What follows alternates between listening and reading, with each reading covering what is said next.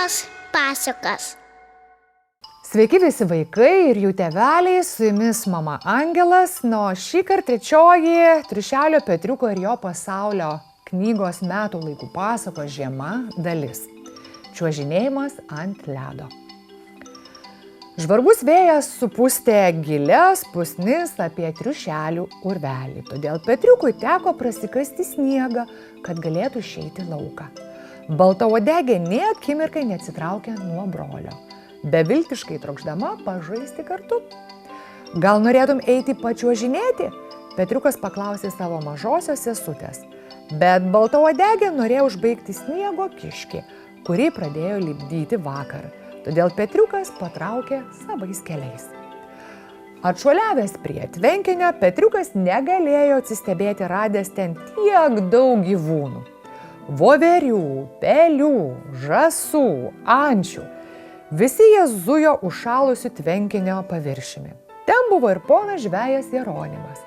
Jis stovėjo tolimiausiame tvenkinio kampe ir aštriu kirtikliu kapojo ledą savo atsargoms. Benjaminas pamojavo Petriukui nuo tvenkinio pakraštyje augančių meldų. Jis mėgino padėti savo tėčiui, senajam Benjaminui, užsirišti nunešiotas surūdijusias pačiūžas. Benjaminas sako, kad man reikia naujos poros. Petriukui atšovus pasiguodė ponas senasis Benjaminas. Bet svarbiausia juk čiuožėjas, o ne pačiūžos. Atsistojęs ant kojų, senasis triušis čiuoždamas išraižė ant ledo tobulą aštuonetą.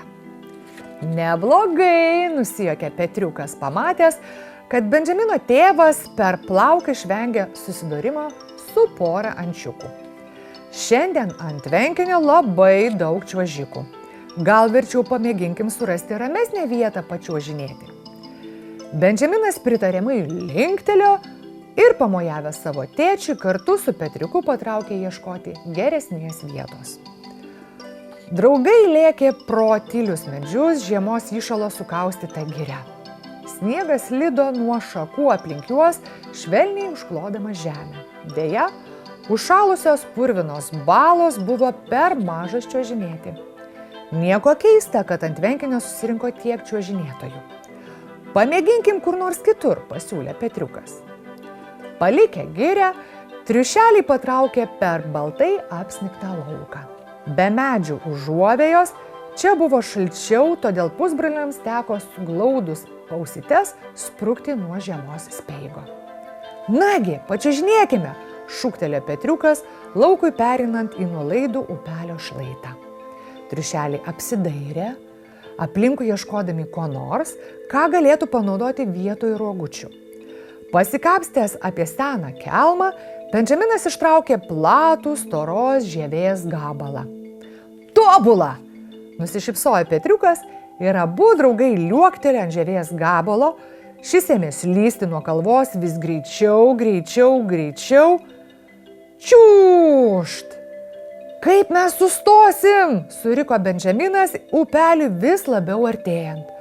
O kaip mes vairuosim, kikendamas atsakė Petriukas, bet gudruolis bedė koją lauk ir jų rogės pačiu laiku pasisuko, o triušeliai nuvirto į didžiulę sniego pusnį. Petriukas nusijuokė, mėgindamas atgauti kvapą. Dar kartą!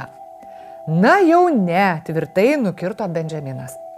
Nusibraukęs sniegą nuo kailiuko, jis nutrepsėjo prie upelio ir pasižiūrėjo į burbuliuojantį vandenį. Upelis nebuvo visai užšalęs, todėl čiuožinėti ant jo buvo per daug pavojinga. Benjaminas išsitraukė skardinę dėžutę su avižiniais sausainiais ir abu triušeliai prisėdo ant žievės pelnytai atsipūsti. Kaip gera, ką? Prie upelio ant sniego užkasti sausainių.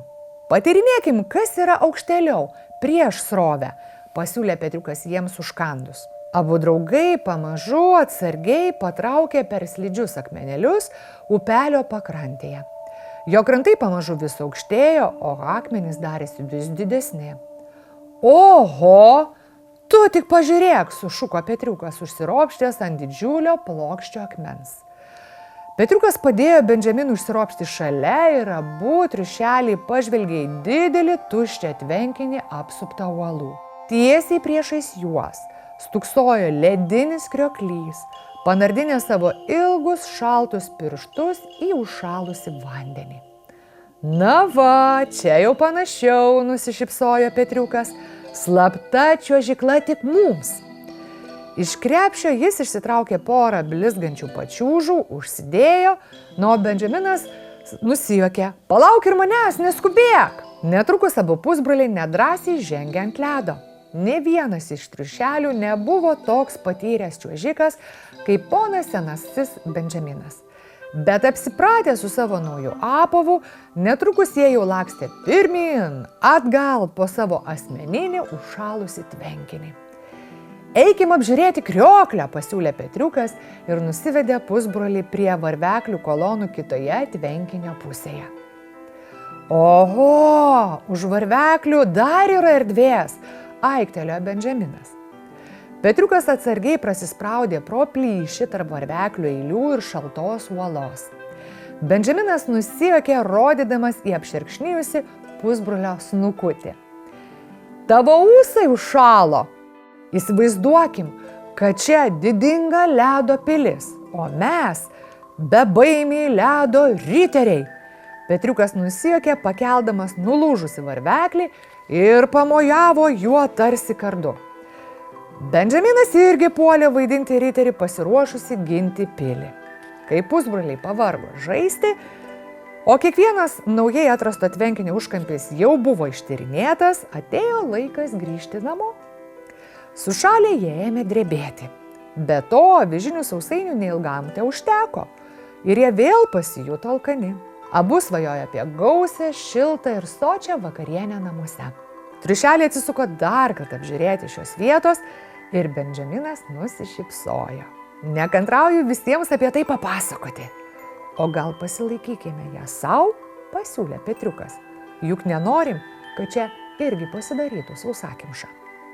Bet tada jie atsiminė savo sesutes ir įsivaizdavo, kaip apsidžiaugtų baltauodegė pamačiusi užšalusį krioklį. Nors ne, Benjaminas teisus, nusišypsojo Petriukas.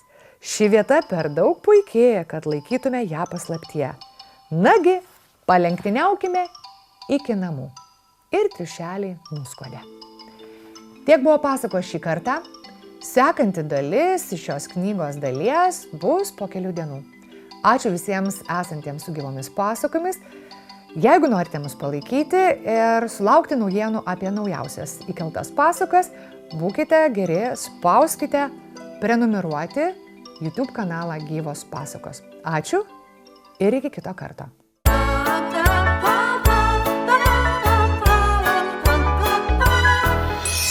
Gyvos pasakos.